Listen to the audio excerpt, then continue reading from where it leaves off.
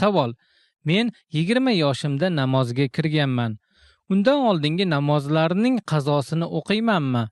Albatta. Bir odam 20 yoshga kirgan ekan, undan oldingi namozlarimning qazosini o'qiymanmi deyaptilar. Albatta o'qiladi. Bu ham shunaqa ko'p so'raladigan savollardan. Ko'pchilik birorta domla o'qimay qo'ysa bo'ladi deb qolsa edi deb so'rashaveradi. Mendan so'rashadi, men yo'q deyman, bunisi bo'lmadi deb Ergashali domlaga keladilar. Bu kishi mana Toshkentning qozisiga noyib bo'lib qoldilar, endi ajomas ha devorsalar deydilar. Bu kishi ham ko'nmaydilar, keyin 3-chiga boradi, shunaqa qilib yurishaveradi. Qazo o'qiladi. Qazo o'qiladi.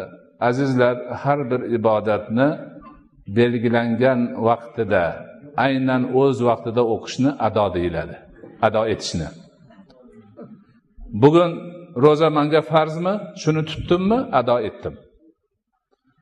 Endi ibodat o'z vaqtida bajarilmay qolsa, vaqtidan keyin bajarilsa, uni qazo deyiladi. Qazo namozni payg'ambar alayhisolatu vasallam o'qiganlar. Qaranglar. Allohning payg'ambari qazo namoz o'qib, shu mumkinmi? Xaybardan kelyapti.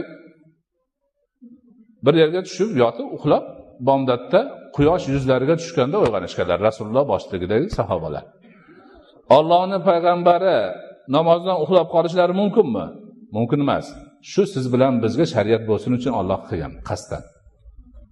Qazo namoz qanaqa o'qiladi ko'rsatib qo'yish uchun payg'ambarimiz boshlariga solgan shuni. Bo'lmasa payg'ambar alayhisolatu vasallamning hadislari bor, meni ko'zim uxlaydi, qalbim uxlamaydi deganlar. Ana Xandaq urushida dushman kelib o'rab qoldi. Hamla qilib turibdi. Vatanni, poytaxtni himoya qilish kerak. Rasululloh himoyachilarini boshida turdilar, kun bo'yi namoz o'qilmadi. Qorong'i tushgandan keyin aniga peshin, asr, shom qilib, undan keyin xutonni o'qishdi. Mana shu. Qazo namoz o'qiladi, birodarlar. Lekin o'qiladini joyiga qo'yilgandan keyin bo'pti, o'qiyman deganlarni yana o'zi ixtilof boshlanadi. O'qish kerak ekan degan tushunchani olgandan keyin yugurib borib bir kalkulyatorni oladi. Mana 32 yoshida boshlagan bo'lsa, 12 ni chiqarib 20 ni 5 ga ko'paytiradi. Yilga hisoblaydi-da, xo'p, mana 20 yilda mana buncha qazo bo'libdi. Buni qanaqa o'qiyman deydi. Boshqalari yana boshqacha. Yo'q, unaqa emas. Qazo bor. Yili aniq. Namozini o'qiydi. Tirikchiligini oddiy tarzda qiladi. Qazoni sababidan tirikchilikni burmaydi. Bo'sh vaqtlarda namozini o'qib kelaveradi. Iloji bo'lsa, masalan, har kuni har vaqtli namoz, peshinni vaqti bo'lganda, azon aytilganda masjidga kirganda, o'sha yerda 2-3 ta peshinni qazosini o'qib qo'ysin bo'sh turgan paytida. Asrga kirganda asrga, shom kelganda shomni ana qilib o'qib boraversin. U yog'ini Alloh taolaning o'ziga havola. Alloh yordam berib, oxiriga yetkazib yuborsa nihoyatda yaxshi bo'ladi. Bo'lmasa, Alloh taolo o'zi hisob kitobini biladi. Hadislarda bor, qani bu bandamni farz namozlarini sanaylar deydi.